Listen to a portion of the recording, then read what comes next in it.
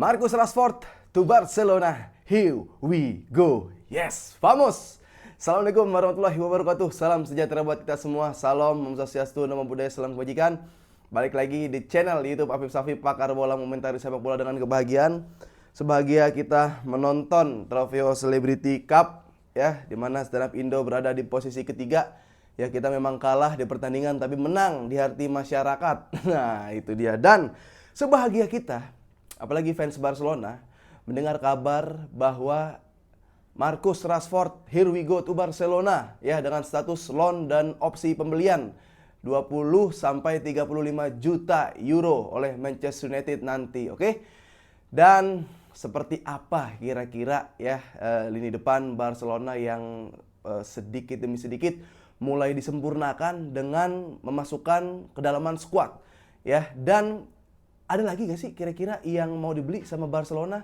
Skemanya akan seperti apa? Cocok gak nih Marcus Rashford di Barcelona? Oke, selebihnya seperti itu. Tapi sebelumnya gue mau absen dulu. Teman-teman, gue mau doain semua ya dari seluruh Indonesia dimanapun kalian berada. Semoga semua dalam keadaan sehat walafiat. Yang lagi sakit diangkat penyakitnya, yang belum kerja segera mendapatkan pekerjaan, yang lagi kerja atau yang lagi kuliah atau sekolah semoga diberikan nilai yang bagus dan diterima di universitas atau kantor-kantor yang kalian inginkan yang lagi kerja di luar Indonesia.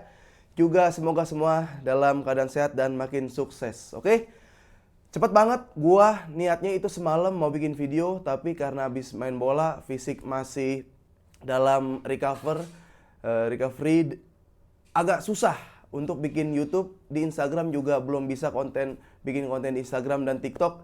Tapi kali ini langsung gua mau berpendapat tentang loan ya, pinjaman Marcus Rashford yang dipinjam oleh Barcelona ya. Dengan hal itu Barcelona menggaji Marcus Rashford ya, diberikan pasti uangnya kepada Manchester United dan diberikan gaji pada Rashford. Dan yang lebih keren lagi, Rashfordnya ini bersedia untuk dipotong gaji ya. Gajinya itu di Liga Inggris ternyata gede-gede.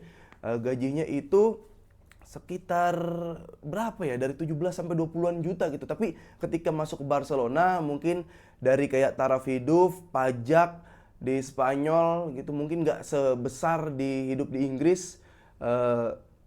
Tingkat ekonominya juga nggak sebesar di Inggris. Masih worth it buat Rashford. Dan ini menurut gua win-win solution untuk Barcelona dan Rashford ya. Untuk Barcelona ya baguslah kedatangan Rashford gitu. Dan di saat finansial lagi nggak terlalu baik-baik aja mendatangkan Rashford, sementara di Rashfordnya sendiri di usia mau ke 30-an ini ke Barcelona menurut gua sebuah peningkatan karir karena ya lu bisa lebih mendapat spotlight. Walaupun di Manchester United agak susah sekarang, spotlight mah pasti dapat, cuma spotlight buruk. Nah, di Barcelona lu memperbaiki citra lu lagi. Mungkin gue ngerasa era prime Marcus Rashford udah lewat, tapi Rashford bukan yang abis-abis banget. Oke? Kita bahas Marcus Rashford ke Barcelona. Ini dari statistik dulu ya. Dari statistik Rashford di Barcelona. Karena menurut gue Rashford ini punya value yang sama Barcelona gitu. Dia memiliki nilai-nilai yang Barcelona banget. Nanti gue jelasin. Nah, ini beberapa statistik Rashford di Manchester United dan mungkin di Aston Villa ya. Kalau gue lihat Rashford ini dia bukan cuma pemain bola. Jadi Rashford ini dia orang yang baik dan senang membantu orang gitu. Terutama apalagi Rashford kan ini punya yayasan yang di Inggris yang membantu anak-anak kecil untuk meraih mimpinya. Bahkan ada juga yayasan yang membantu orang-orang kurang mampu, ada di Rashford. Jadi sisi kebaikannya, sisi menolong rakyatnya itu ada buat Rashford. Ya, Rashford ini tumbuh dalam keluarga Manchester. Awal-awal dia itu tumbuh dari keluarga yang agak kurang mampu ya di Manchester United. Ibunya seorang single parent. Dia bekerja keras membesarkan Marcus Rashford. Saat itu juga pas pandemi COVID-19,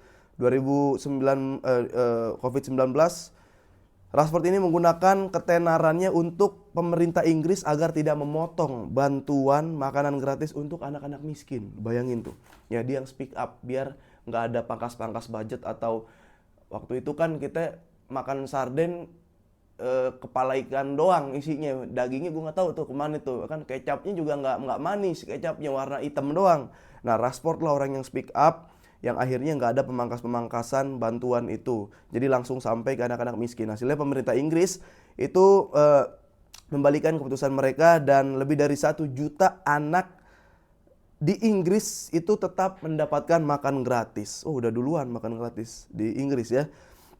Dan atas pergerakan Rashford tersebut, bisa dibilang perjuangan Rashford tersebut, jadi diberi gelar MBE, Member of the Order of the British Empire.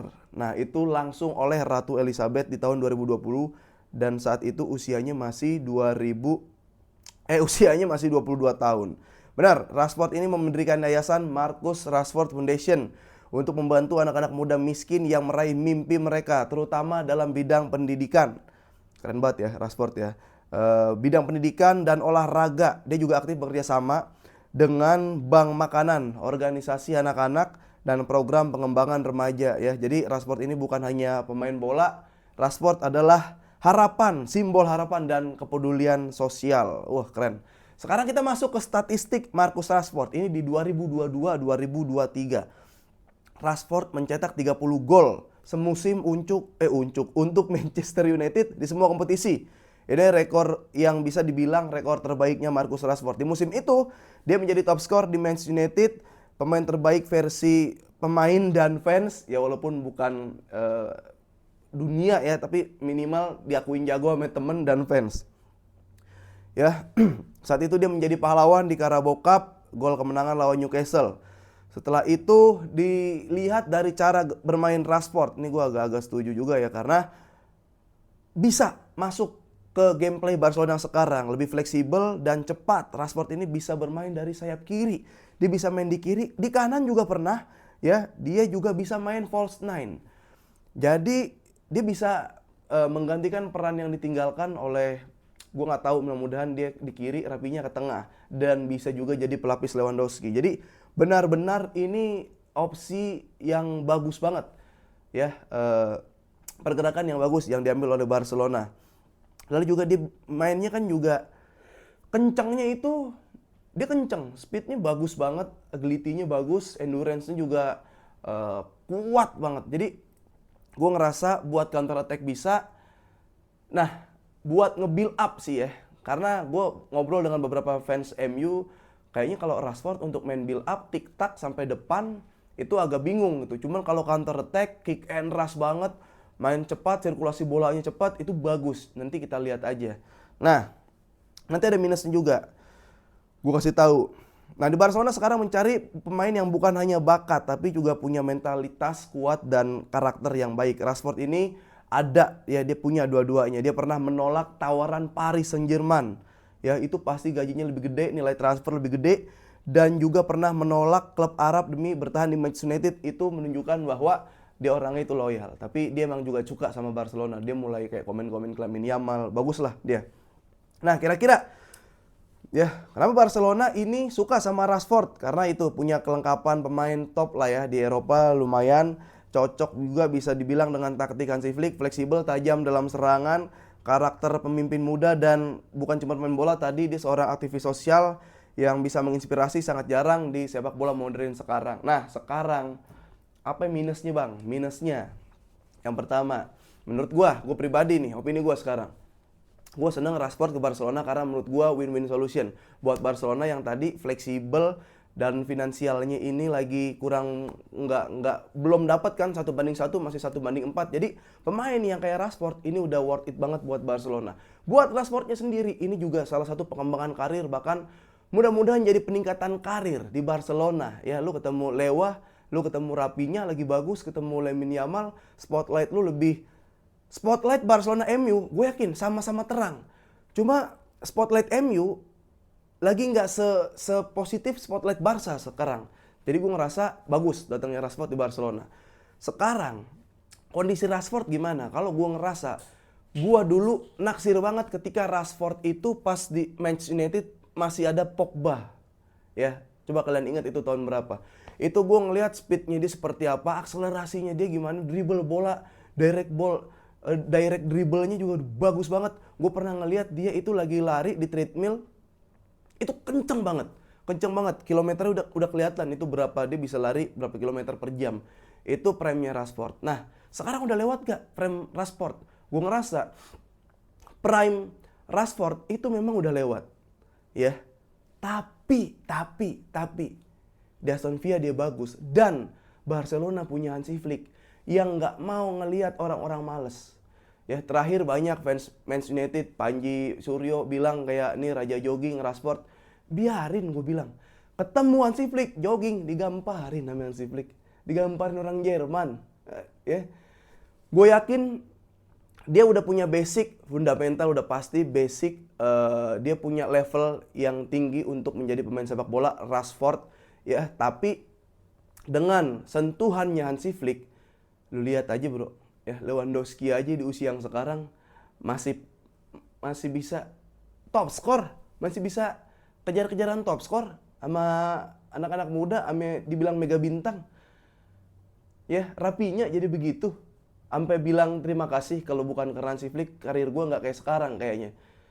Ya, Lamine Yamal, badannya lu lihat atletis banget. Konde naik turun dari pesawat ke training camp jogging. Gue ngerasa di gembleng Hansi Flick bakal ada sinergi antara Rashford prime dengan Rashford yang sekarang, ketemu fisik Hansi Flick, dia bisa minimal mendekati Rashford prime. Nah, mainnya gimana nanti? Mainnya sebelah kiri. Rashford pernah ketemu Balde, Rashford pernah ketemu TAA sebagai lawan. Jadi gue ngerasa untuk Dani Olmo, mungkin lu juga udah sepakat, Dani Olmo pemain yang bagus, dan bagusnya itu banget. Pas dia main, impact-nya gede banget. Tapi Dani Olmo bukan pemain yang bisa atau kuat 90 menit. Jadi gue ngerasa nggak apa-apa, Rapinya digeser ke tengah, second striker. Ya, Dani Olmo main masuk babak kedua, entah ganti Rashford atau ganti siapapun, ganti agar Rapinya bisa geser-geser lagi. Itu. Dan opsi berikutnya, Rashford ini bisa bermain menggantikan Lewandowski bahkan. Jadi Lewandowski tetap diganti, Rashford jadi nomor 9, belakangnya masih Olmo atau Fermin Lopez, di kiri ada Rapinya. Oke, kita susun skema. Ini menurut gua aja guys ya.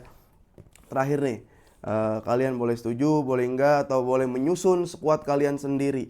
Gua masih menggunakan Barcelona 4-2-3-1.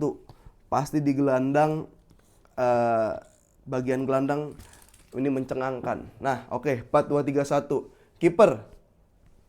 Kiper langsung nih. Lu pasti nggak setuju. Szczęsny. Kiper Szczęsny. Kubarsi, Inigo. Ya, mana tuh lagi? Kubarsi, Inigo.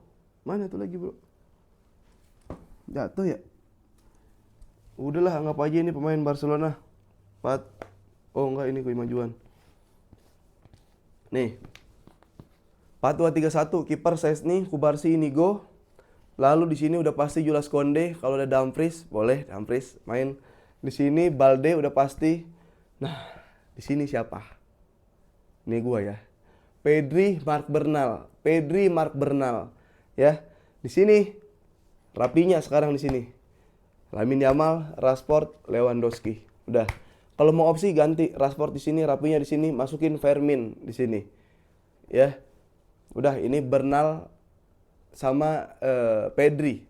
Udah ketemu kok pakemnya. Pedri mobile, Bernal disiplin position, cutting juga bisa dia. Jadi memutus serangan lawan juga bisa. Udah, itu dari gua 4-2-3-1. Oke guys, silakan di komen gimana perasaan kalian mendatangkan Rashford. Ada lagi berita tentang masih ngejar Luis Diaz, Barcelona masih ngejar Dumfries.